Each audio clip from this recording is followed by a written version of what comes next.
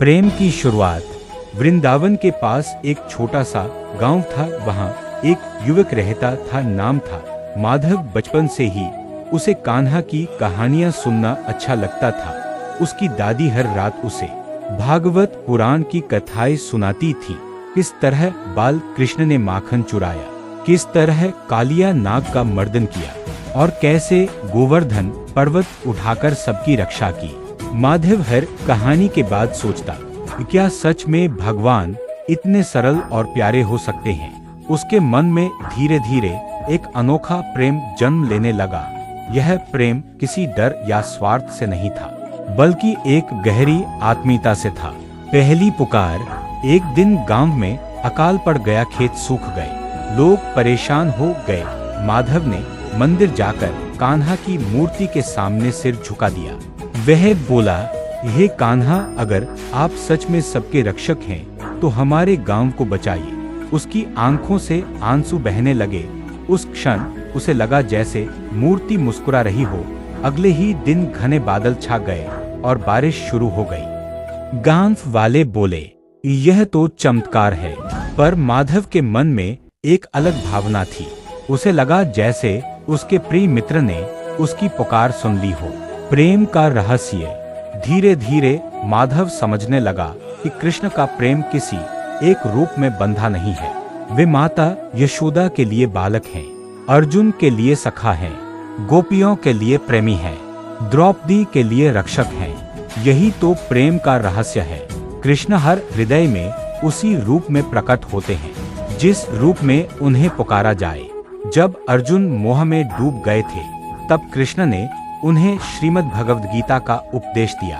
उन्होंने कहा, कर्म करो, फल की चिंता मत करो। माधव को समझ में आने लगा कि कृष्ण का प्रेम केवल भावनाओं का नहीं, बल्कि ज्ञान और मार्गदर्शन का भी है।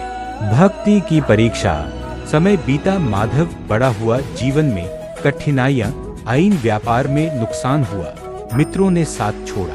उसके मन में प्रश्न उठा, क्या कृष्ण सच में मेरे साथ हैं? एक रात उसने स्वप्न देखा। उसने देखा कि वह एक समुद्र के किनारे चल रहा है। रेत पर दो जोड़ी पदचिन्ह थे, एक उसके और एक कृष्ण के।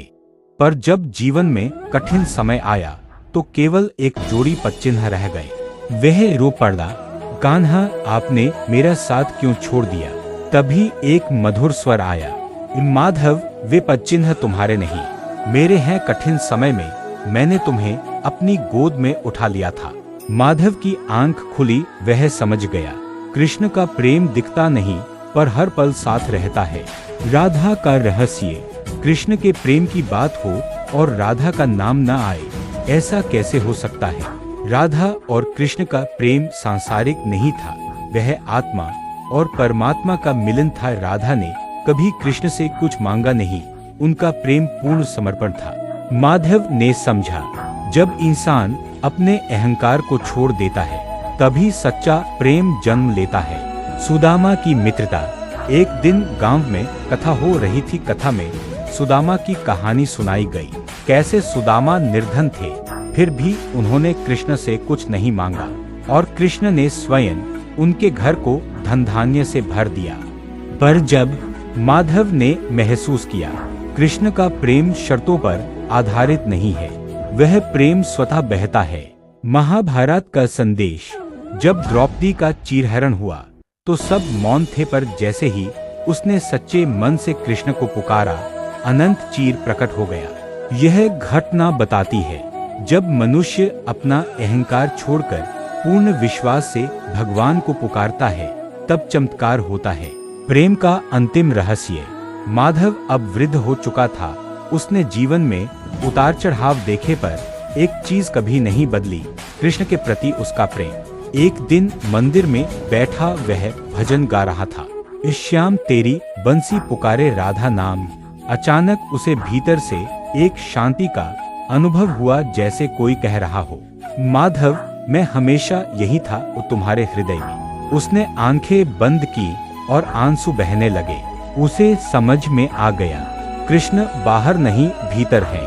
प्रेम का रहस्य यह है कि जब इंसान अपने भीतर झांकता है, तो उसे वही कान्हा मिलते हैं जिन्हें वह बाहर ढूंढता है। श्री कृष्ण के प्रति इंसान का प्रेम केवल पूजा या आरती तक सीमित नहीं है।